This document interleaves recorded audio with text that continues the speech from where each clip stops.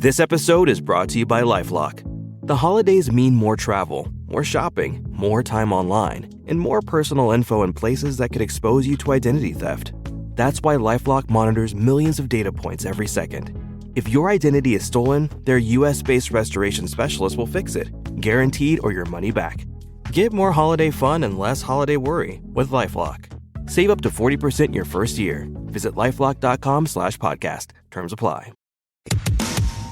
It's the left versus the right. In the right corner, it's James Flippin. In the left corner, it's Anthony Weiner. Live from Studio 77, it's a 77 WABC debate. So welcome to another episode of Left versus Right. Anthony Weiner on your left, James Flippin on your right. I don't know what's going on with the federal government, but one thing's for sure. It takes more than a little turmoil in D.C.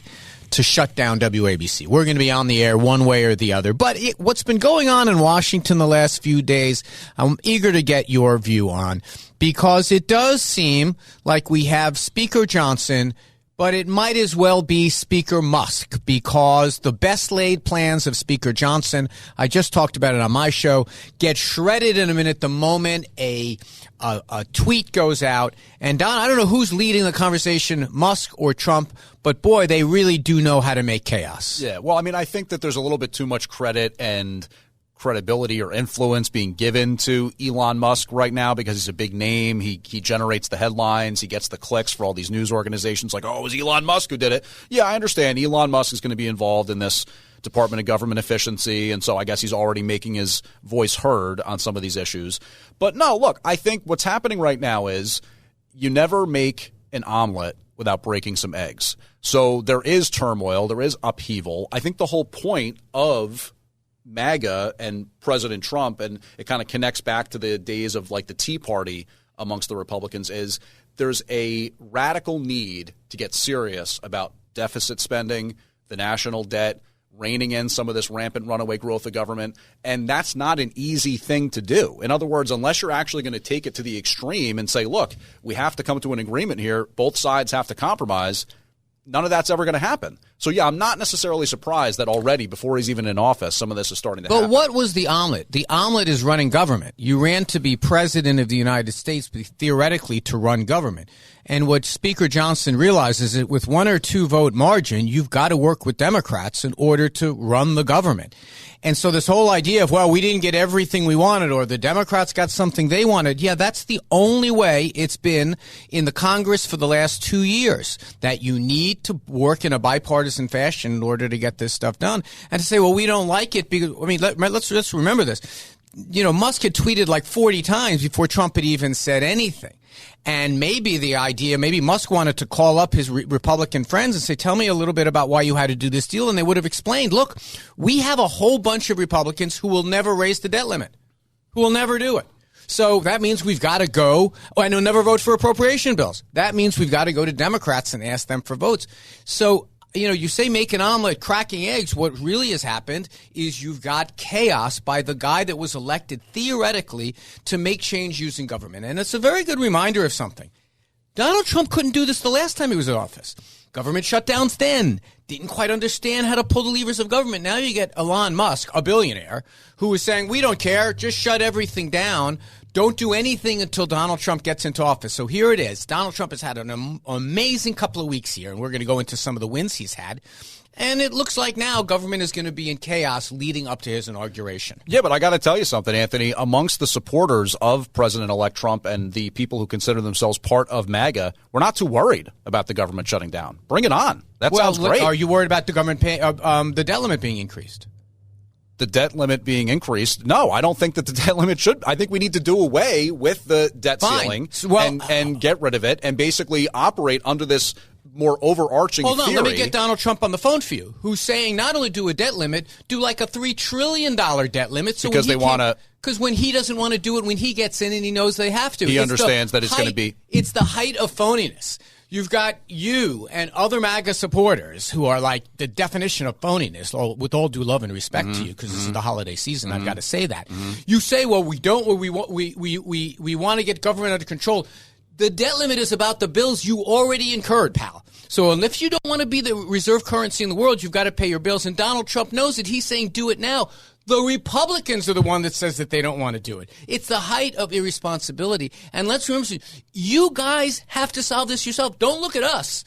You guys caught this bus. You control the House, the Senate, the presidency, and everything else. And if you don't want that responsibility, the American people are perfectly fine to give it back to Democrats. Well, look, here's the reality. The fact is that whether it's Republican, Democrat, doesn't matter. There is a addiction to spending amongst federal government. There's an addiction to growth and continuing to just throw more money at the problem. That's not okay with the American people. The American people want something radical done about the way the government spends money and the way it grows and the unchecked influence of federal government. So our listeners are not deceived. But let me just hold on that point. I apologize for interrupting.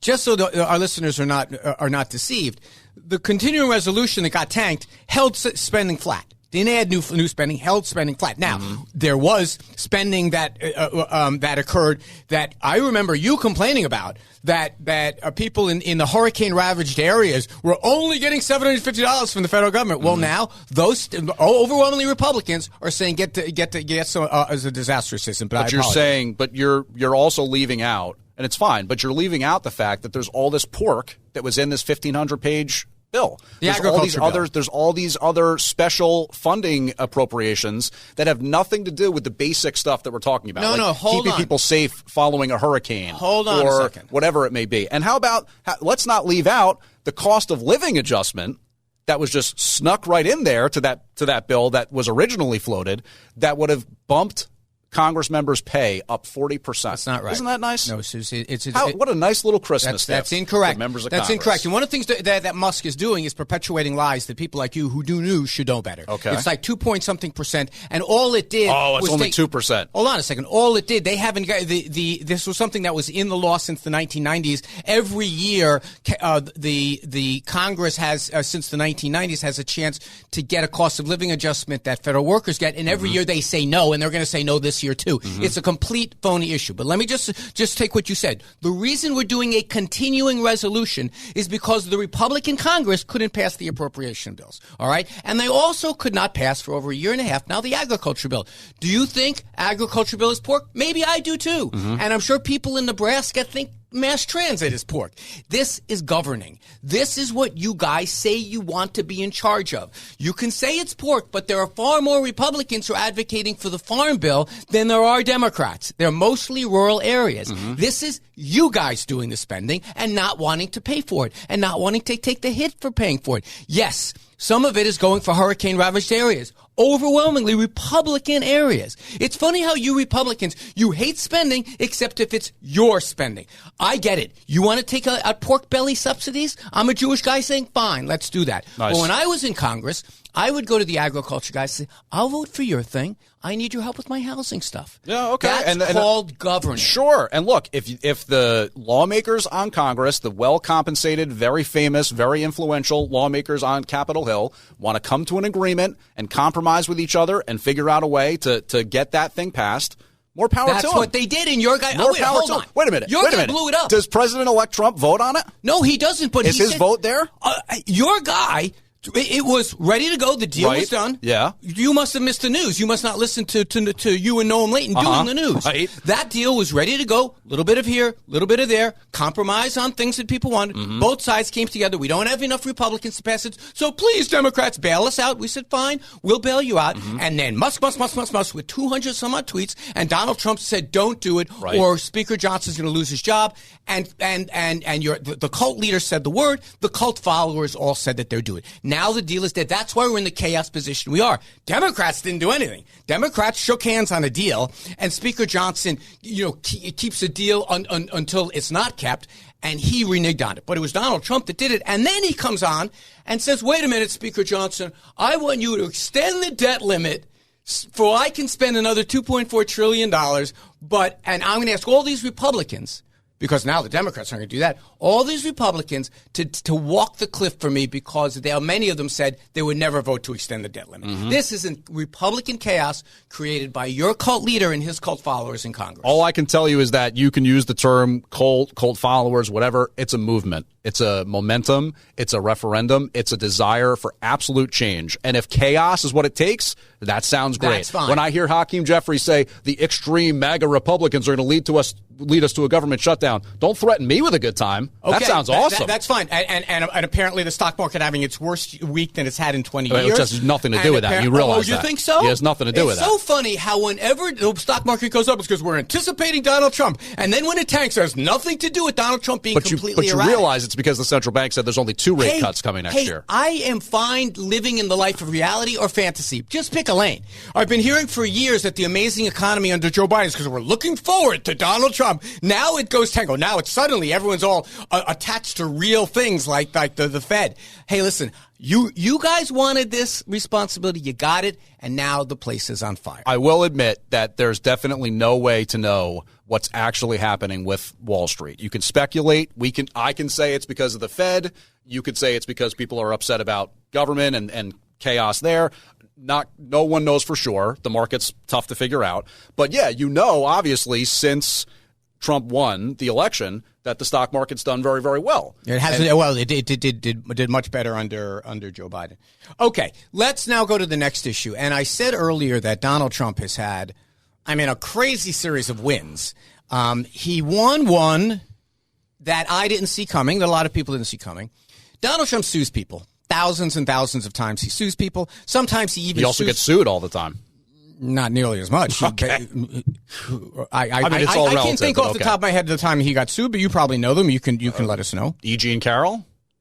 Yes, okay, that's true. But actually, it's interesting. How about Letitia James? Yeah, he was actually found. That's interesting. He was found guilty of sexual abuse and rape, according to the judge. But that's actually this subject. Well, he wasn't found liable for rape. He wasn't found liable, except the judge did say, in the conventional way that we talk about rape, that's what Donald Trump did. Okay, this would be an interesting discussion. We can get into it. Well, we've already done this. We're actually doing a different. Splitting hairs thing is very, very fascinating when it comes to. It's not okay when some people do it, but it's supposed to be okay when other people do it. So I live in the world of facts and knowledge and things. And so anyone can go read the statement of the judge in the case, who oversaw the case, that when Donald Trump said that E.G. Carroll has to stop saying I raped her, the judge said, no, she's not committing an act of libel there, because in the conventional sense that New Yorkers have the law, he did rape her. He did it, and he did not do it with some parts of his body. He did it with other parts of his body. But that's not the subject. So then why did ABC settle? We're dancing around what we're actually talking about. Correct. I wanted to set it up. So ABC, in an interview that George Stephanopoulos did with Nancy Mace. One of your favorites. One of my, Jesus Louise. Yeah, we can devote an episode to how meshuggah she is. Not once, not twice, not 5 times, 10 times George Stephanopoulos in this interview said, how can you stand by Donald Trump when he was found liable of rape? Because he was connecting it to the fact that she's correct. She was that, right, but that's a little bit side here. So Donald Trump does what he does. He sued ABC and said it's outrageous. And out of nowhere, quite surprisingly, just as depositions were going to start to be taken and documents were going to turn, ABC and their parent company Disney settles with Donald Trump, gives him a victory, apologizes, writes him a check, not directly, but writes him a check. Now, I want to ask you this question. Though those are the facts. Are you at all concerned about the reason that ABC and Disney said they settled? Because we're a big company. We want to appeal to everybody. We don't want to antagonize the sitting president. We're going to settle. It's worth our while. That is, imagine if it was the other, and I want to make it very clear. This is something I should say, just our lawyers would like us to.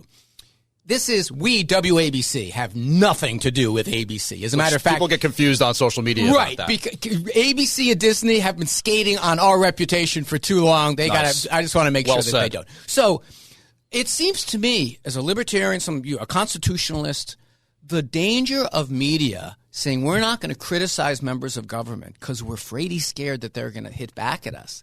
It's a really bad precedent. Notwithstanding your guy won, it's a really bad precedent. That's a fair perspective, I think, but there's 2 things to keep in mind. One, just because they say that's the reason why they settled doesn't actually make it true. In other words, there would have been a whole lot of discovery, a lot of things that come out, like George Stephanopoulos' text messages and the producer's text messages. And we saw in the Fox case about Smartmatic that those emails can be very embarrassing. No, there are other reasons. But let's focus on this for a minute. Just to pay off what you were talking about there, the other side of it is, if ABC as a company, if Disney as a company wants to go the route of Michael Jordan saying even Republicans buy sneakers, I don't necessarily want to be going either way on my political leanings.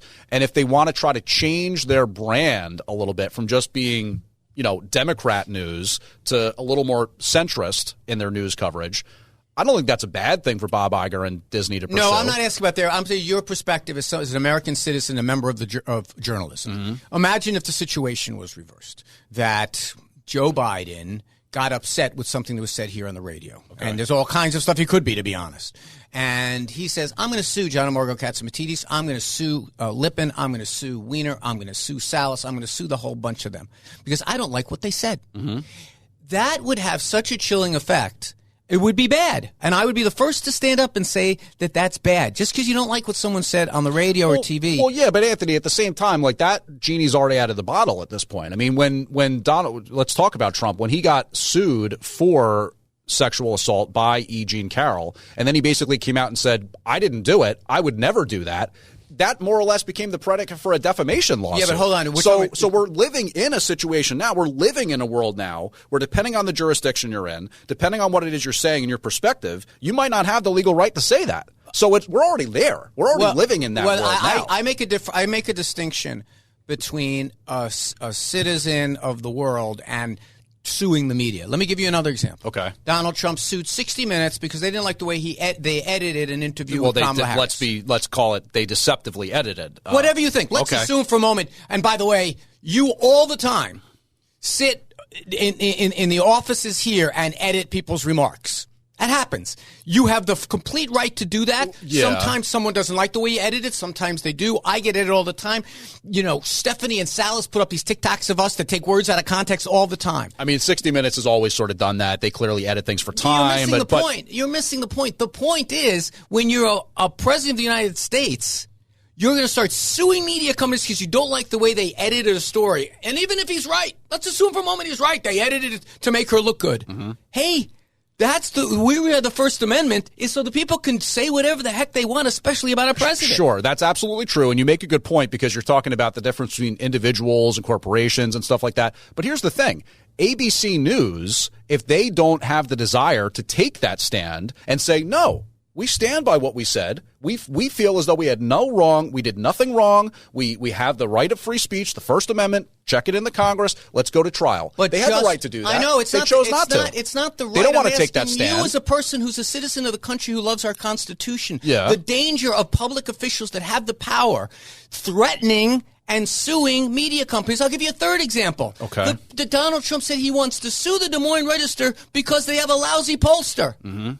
I mean, where does it stop? It is a form. It is anti-constitutional. And a libertarian saying, I like my federal government so powerful it can put a newspaper out of business? Because you don't believe that. Well, first of all, let's be honest. I mean, a guy considered the best president of all time, Abraham Lincoln, shut down newspapers during the Civil War, and nobody seems to ever really focus on that or talk about that. Well, frankly, things that are sometimes done. So, that's taking it to the extreme. So, Mr. Libertarian, you think that's a good thing? What I'm saying is that when you live in a world like we do now, where a company like ABC, which is supposed to be an umpire, like a calling balls and strikes, a really basic, true news organization, when it's as much an element of the fake news as the Daily Beast. Hey, hold on a quick second. I have no problem with the president basically saying, hey, I am challenging the way you guys cover me and my campaign. Take away their license to broadcast, maybe? And the lawsuit is within the legal structure of the United States. I'm not saying it's not. I'm saying it's good or bad. So anybody can bring a lawsuit. This is left versus right. It's good or bad. Is it good or bad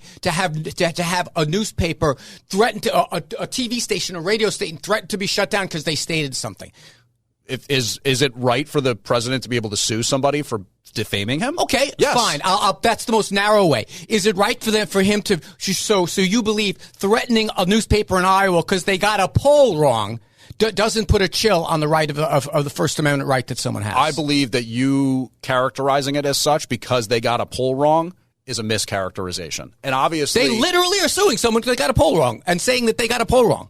That's his evidence. I don't have the legal instrument in front of me in terms of how they filed that lawsuit, but I'm pretty sure that it goes to whether or not there was fraudulent practices involved or deceptive practices involved. Yeah, deceptive practice of a pollster. That's when is it not deceptive? It's just taking a snapshot. Sure, let's just get rid of them. I'd love that. Wow, libertarian my ass. And we'll be right back. It's the left versus the right. In the right corner, it's James Flippin. In the left corner, it's Anthony Weiner. 77 WABC. So welcome back to Left versus Right. Anthony Weiner and James Flippin. If you miss any part of this show or any other WABC offering, you can get it on the Red Apple Podcast Network, anywhere you get podcasts. That goes from my show, The Middle, that you just listened to, The Middle Unplugged, which is a podcast that comes out, wait for it, in the middle of the week, and also James Flippin throughout the week. And also, you're doing some fill-ins over the holidays. We'll have plenty of chance Tomorrow, to hear I'll be you. in for Roger Stone, actually. Very good, very good. A couple of conspiracy theorists wrapping each other up. All right. So let's get back to, I said that Donald Trump has had an unbelievable series of wins. Another win this week he had is Dominic Carter's favorite thing to say, Fanny, or whatever her name is, Fannie Willis. So here, let me just catch everyone up on that case. Prosecuting a criminal case in Georgia, alleging that there was a conspiracy to overturn the results of the voters of Georgia. It's a state case, a super important case because the president can't pardon himself. There are some implications of the Supreme Court on that case. But anyway, the district attorney hires a former paramour of hers to work on the case. The defense objects, as they probably should object. I mean, who knows how much it mattered, but he's thrown off the case. Fannie Willis said, I threw him off the case. The trial judge heard a motion and said, wait a minute, Fannie's now kind of conflicted. Because of this, he says, I'm going to throw it to the state body, which is going to decide. People kind of thought they'd leave Fannie on the case. They didn't. They said, now she's got to get off the case. And almost leaving everything in limbo. And for all the people that are charged, a whole conspiracy, including Donald Trump in that case. So Fannie goes bust is what we call this one. I don't know what more there's to say. It's like, good grief, I don't know what genie that Donald Trump is praying to make legal problems go away, but he can't seem to buy a loss. He's winning them nonstop. Aren't you all concerned, though, about accountability in that crime, that people are not going to be held accountable, or at least the president is not going to be held accountable? What crime? Looking into the possibility of voter fraud in Georgia? Excellent. Yeah, that's right. I didn't lay it out. So what the allegation is in that is that there was a whole conspiracy to appoint electors that weren't elected, that the people involved were told over and over again that their guy didn't win the race, and they still, even though the votes had been counted, the actual electors had been chosen after all of that was done, after they said, can you find me some more votes? After that was done, they said, can we do another audit? After that was done, they still try to overturn the results of the election. They broke into a polling place to try to steal machinery. All kinds of things are alleged. There was a libel thing wrapped up in that is, speak of, against a former colleague of ours. So, yes, I mean, there was clearly the people of Georgia thought there was enough to bring a case. A group of citizens in the form of a grand jury said, let's bring this case. A rogue prosecutor in Fulton County, Georgia. A grand jury of citizens. Working with the authorities in Washington, D.C., came together with a plan to try to basically eliminate Trump as a threat the next time around, because let's not forget this goes back to 2020. And they attempted to prosecute, which was totally within the realm of normal government. Correct. Looking into the possibility of I mean, if we're going to litigate the case, let's get it right. And that's also just mentioned, by the way, that the alternate electors thing, that happens all the time. If you're ever going to have the potential for a recount or challenged elections, you but need who are they to put in appointed place by? Alternate electors. Who are they appointed by? You need to have alternate electors in place. place. Who are they appointed by? What do you mean by that? Who appoints electors? The electors are appointed by the state. By the legislature. These were people that were pretending to be electors. They hadn't been appointed by anybody. But again, that happens. That's a fraud. That happens in instances where, just like in Florida 20 some odd years ago when I was still in high school, and you had the whole hanging chads, you had alternate electors in that instance as well. Appointed under the law. These were people that just printed a piece of paper that said, I'm an elector. They hadn't been chosen by. So, okay, fine. I don't want to be fine here because let me just say this. Yeah, go ahead. The machinations of that, how they're chosen or what the electors are. Right. My point is to say that alternate electors, it happens all the time. Yeah, there's a law. There's this whole thing about that this was like a phony process or something like that. It's a misnomer because hold on. This is how if you this want to works. litigate the case, bring it on because it's not going to be litigated now, at least for a while, until they figure out what to do. It's not going to happen, period. But it's done. There is a process under the law in all 50 states, including Georgia, about how you choose electors and how you choose alternate electors, how you choose disputed electors, how you decide if something's disputed. It's a whole section of law that's as thick as my arm. They didn't do that. They got together in a room, a bunch of Trump supporters with the knowledge, according to all the back and forth, that what they were doing was not legal, and said, let's take a little piece of paper, put electors on the top of it, put an envelope, and try to convince Pence to count these instead. It's a fraud. I'm not saying electors are not chosen. But hold on. That's not what Pence want. That's not what they were calling on Pence to do. Yes, to count in what led up to the whole events of January 6th. What they wanted Pence to do was send the votes back and say these need to be certified. There needs to be a recount. There's something about this that's potentially wrong. We're not going to count these particular votes at this time. And then what? What was the envelope that was walking through the Capitol that day? There were the fake electors. Okay, but that was never going to happen. The whole point was it needs to go back to the state, and these votes need to be recertified. There needs to be a better production done in terms of counting the legitimacy of these votes. 100%. That's lawful. Yeah. If they did that, there would be no crime committed. I keep waving a piece of paper here in the studio because what they did is they printed up these fake electors, wrote down this is the actual electors. They went down to the Capitol. They asked a member of Congress to give this to Pence and announce these instead. It was an attempt at a fraud. Now, did they successfully steal the election? No, they didn't. Thank God Mike Pence, for the first time in his life or whatever it is, did the right thing and told his boss, no, I'm not going to violate the Constitution, and I'm not going to do what you and James Flippin want me to do, and could create Even a though constitutional I'm standing here crisis. right now, sitting here, I should say, and telling you that it was more about these votes are bad. They weren't counted properly. There's fraud involved. This all needs to be looked at more closely. Take it back. There's a law for that, James, that they violated. That's what MAGA wanted to see happen that day, and it didn't happen. Hold on a second. And then there was this whole January 6th event, this narrative created. Once January 6th arrived, the following things have already happened.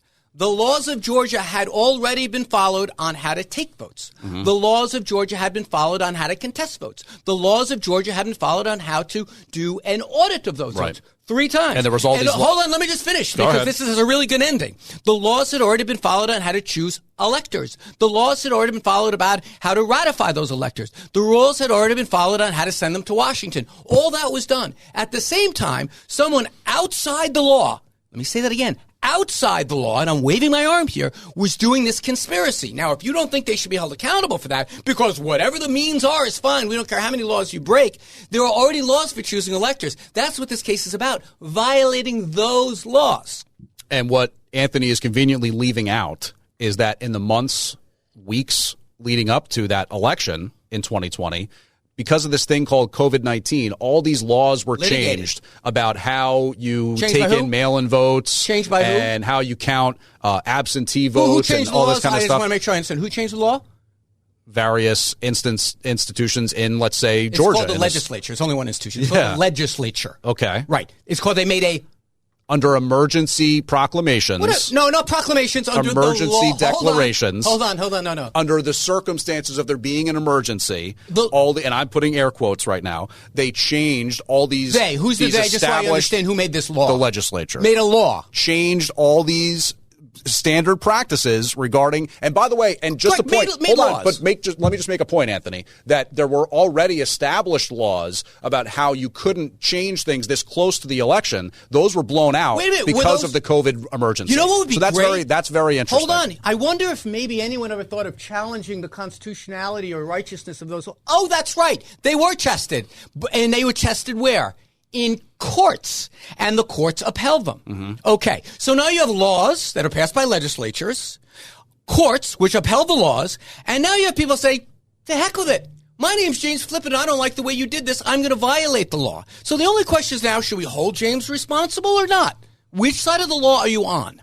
I'm on the side of free and fair elections. Correct. And avoiding voter fraud and actually counting votes the right way and not stuffing ballot boxes in Atlanta just so the Democrat can win. As determined by? Period. As determined by who? As determined by fairness, as determined by the actual democratic process. What institution should determine if it's fair or not? Pick one. Should it be the courts? Well, in terms of their... Or the legislature. The running of an election. Yeah. Right? There's already laws about whether or not you can actually stuff ballots. Give me a bell. And whether or not they're supposed to be mail-in voting. Correct. And that was all changed in the months leading up to it because of COVID. You're right. You're right. They changed. The laws got changed. And all this voter fraud allegedly happened in Atlanta, just like it allegedly always does. Who would you allege it to, perhaps? Would you tell me that? Who would you allege it to? Maybe James Flippin will decide. No, I get a better idea. Courts.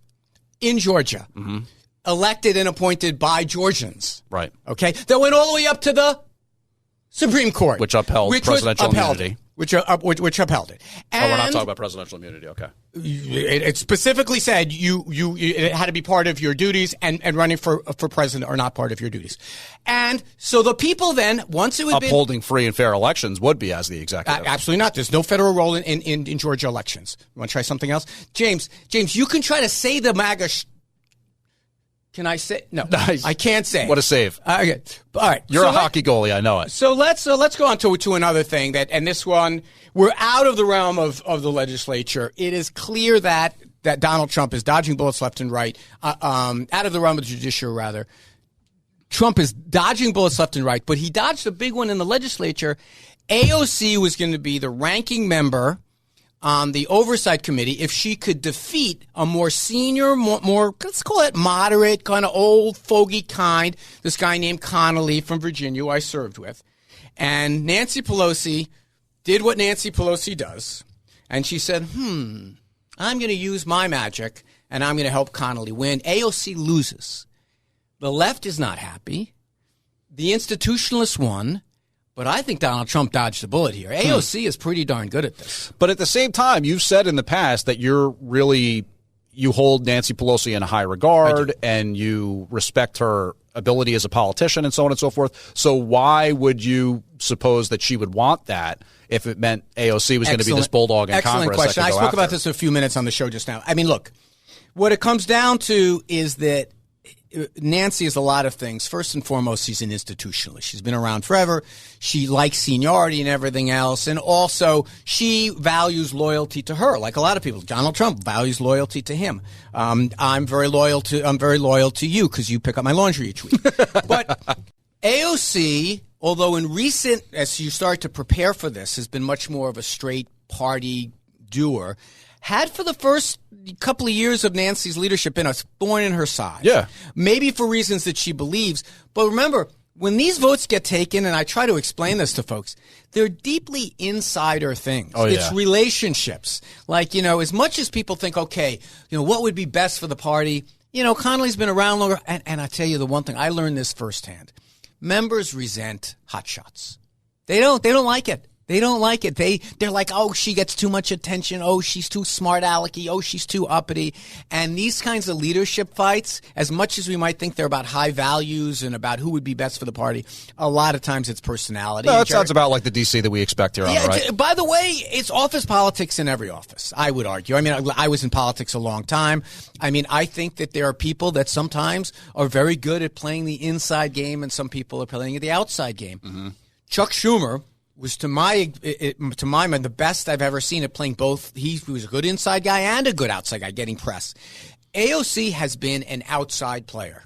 And when you're going to your colleagues and say, make me the ranking member or make me a chairman and jump over a more senior person. And there's one other thing. I don't want to filibuster in this. Also, there's a lot of people who are waiting patiently in line to rise up the chain of command. So remember, when she jumps up, she's not only jumping over Connolly, she's jumping over other people as well. So there's a lot of people like, wait a minute. Yeah. I've been around here way longer than AOC. Wait your turn. Exactly. Waiting patiently, letting the seniority system do its thing.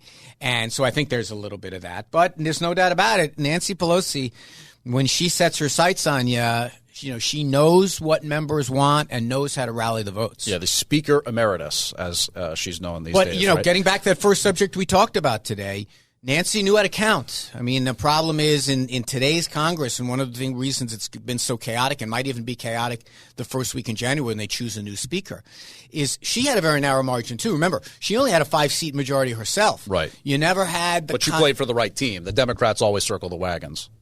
Yes. The Democrats ultimately, because we have something in common, Democrats ultimately want to get some stuff done. They want to grow the government. There are a lot of people, there are a lot of conservative, a lot of very conservative Democrats, but we want to we run for office because we want to do things.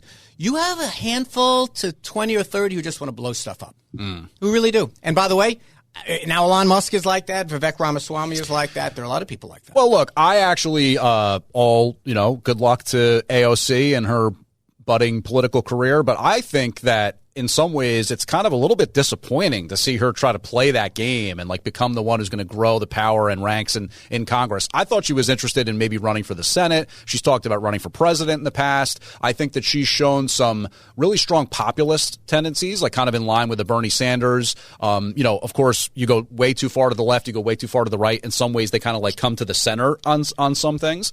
So I prefer sort of seeing AOC as that outsider to an extent. I guess, probably if I would have voted, I would have voted for Connolly because I was kind of an institutional player and is loyal to Nancy.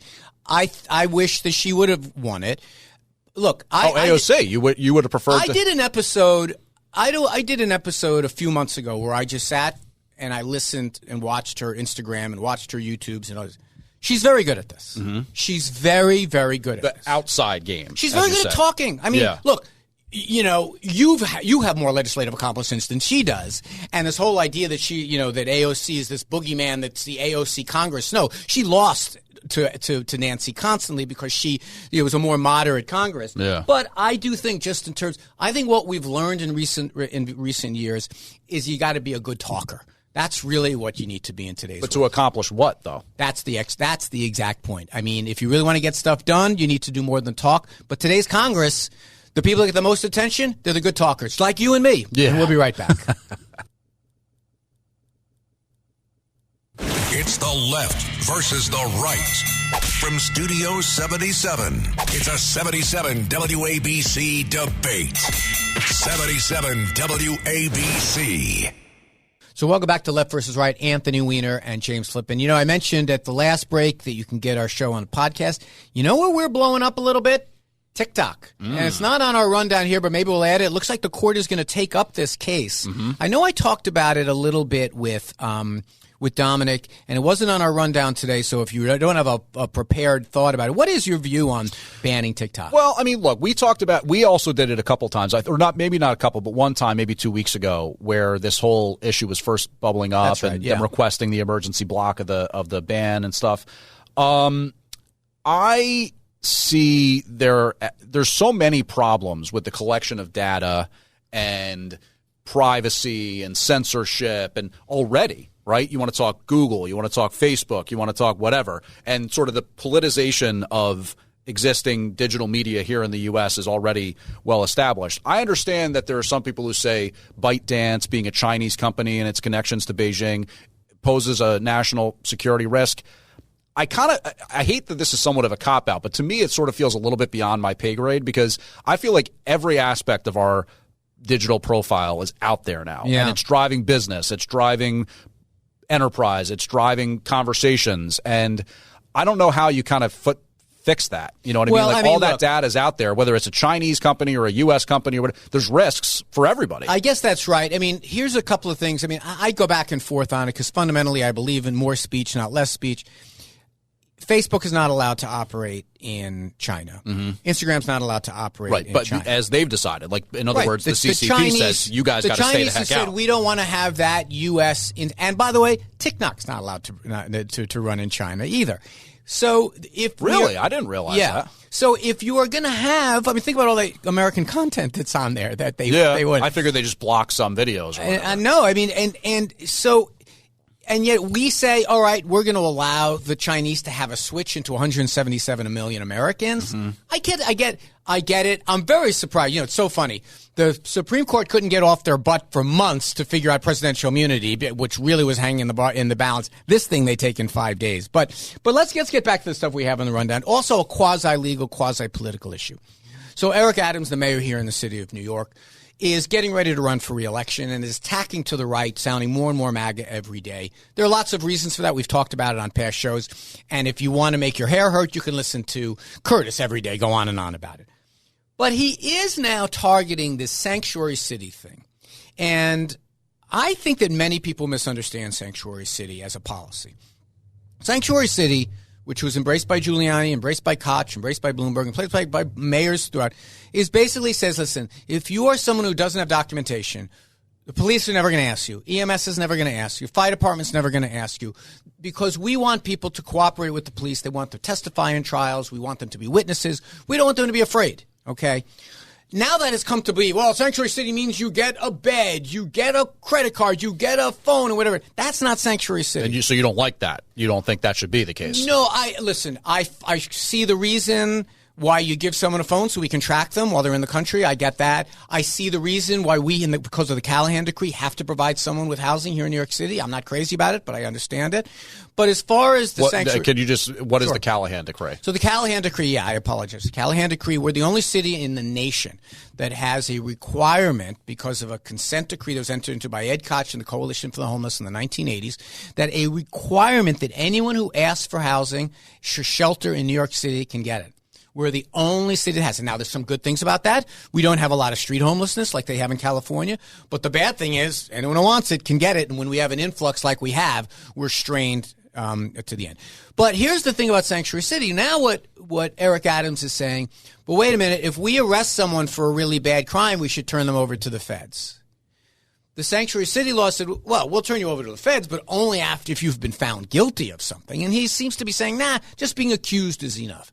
So that's sanctuary city, not what Sid says in the morning, not what Sean Hannity says. That's what sanctuary city is. But where are you on this notion of having the federal government kind of embedded with our city cops, grabbing people as they're grabbed off the streets? Okay, so despite your sort of draconian description of what you think is going to result from some level of cooperation between, let's say, ICE and local cops, the bigger problem is the way the sanctuary city reality, and it's basically just you want to talk about who decides what is and isn't law. Supposedly just a bunch of people in New York City can say there's no such thing as federal citizenship laws anymore. And that's in essence what de facto results from sanctuary city. Yeah, it's a nice idea. Explain that before you move on. I just don't. Okay, so in other words, if you're going to say that we're a so-called sanctuary city, right? Let's say New York, for example. What you're saying is laws pertaining to citizenship no longer matter. And we've seen that already, right? What do you mean we by saw the New York City Council. We're just saying that the city here, I'll make it easier. The city isn't going to do civil enforcement of immigration laws. We're not going to do that.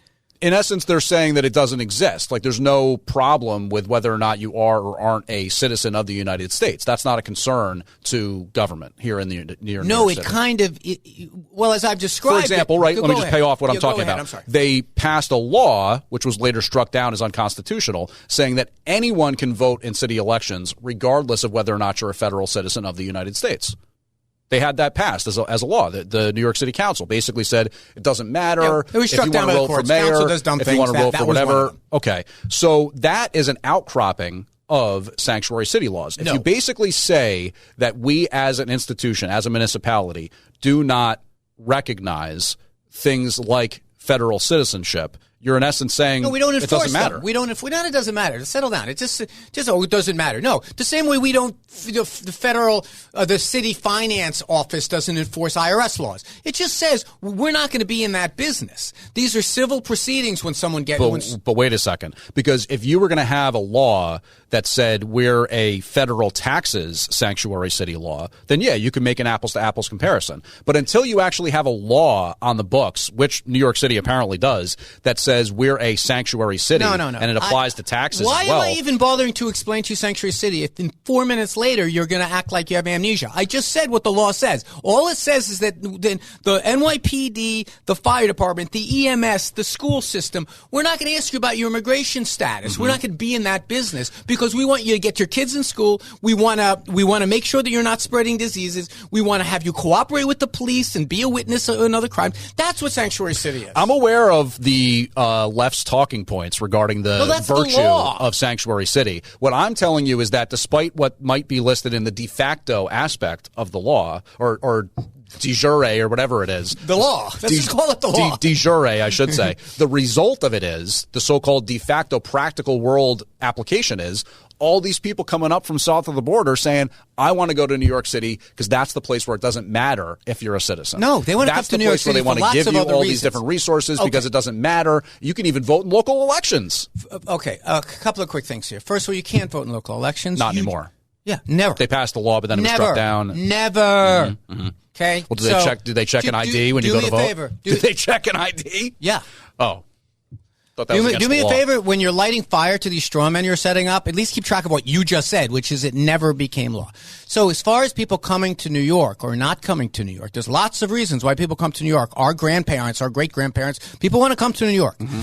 And by the way, some people were human trafficking them to New York. That's meaning true. Governor Abbott was doing it. DeSantis was doing it. Oh, God. But putting Okay, all that, all right. but putting all that aside, Sanctuary City, as this conversation has turned into a bumper sticker, but the law makes a lot of sense.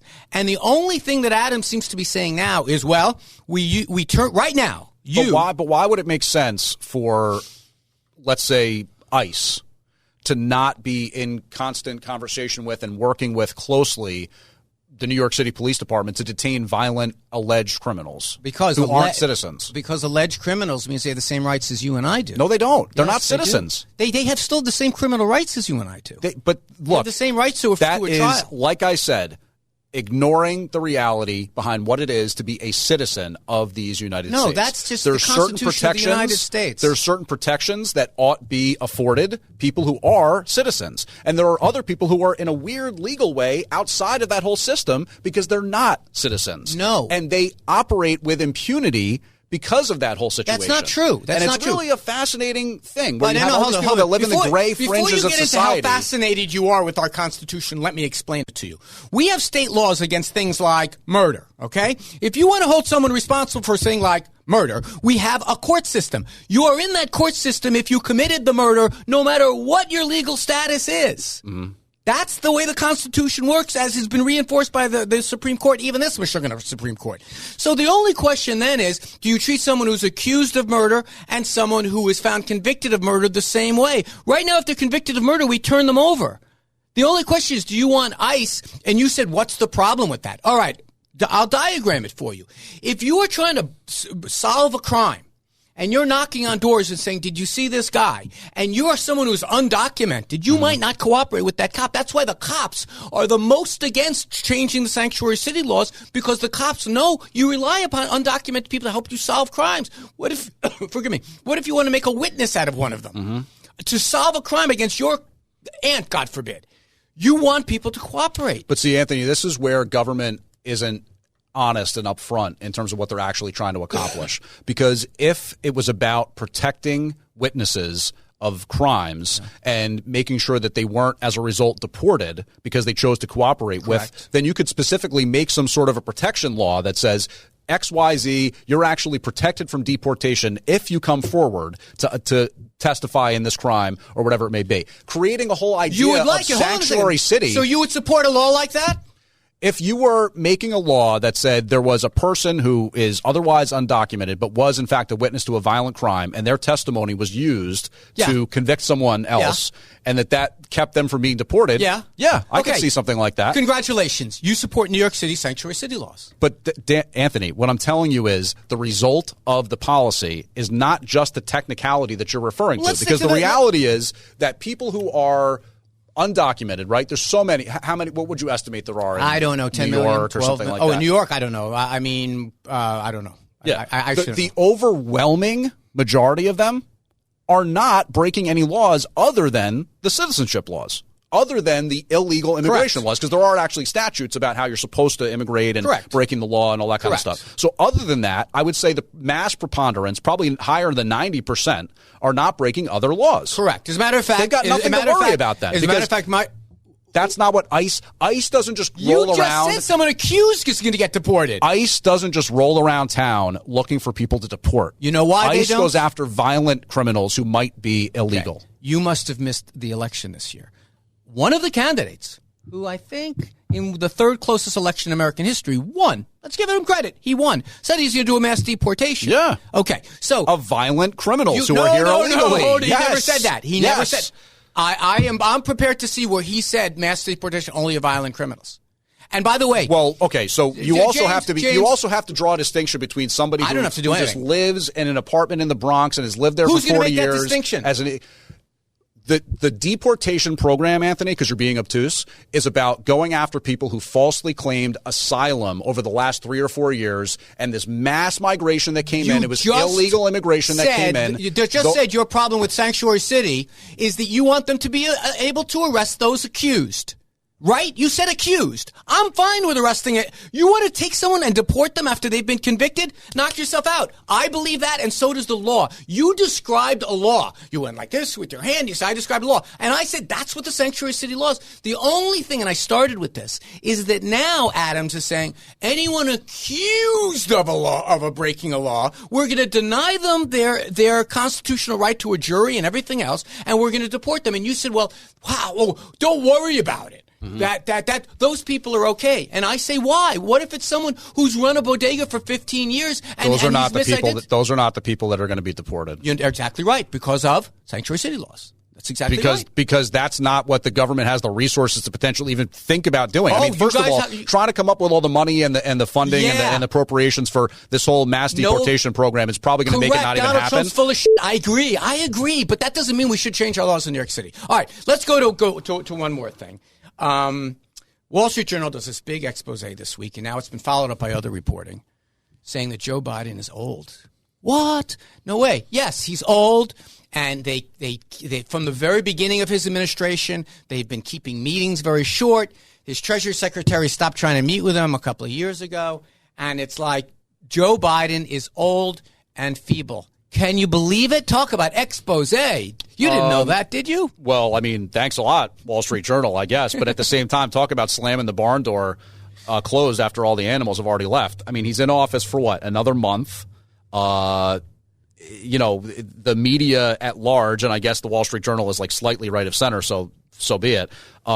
They totally had no interest in covering this throughout the majority of his presidency. James Flippin, when did you come to the conclusion that Joe Biden was too old to do the job?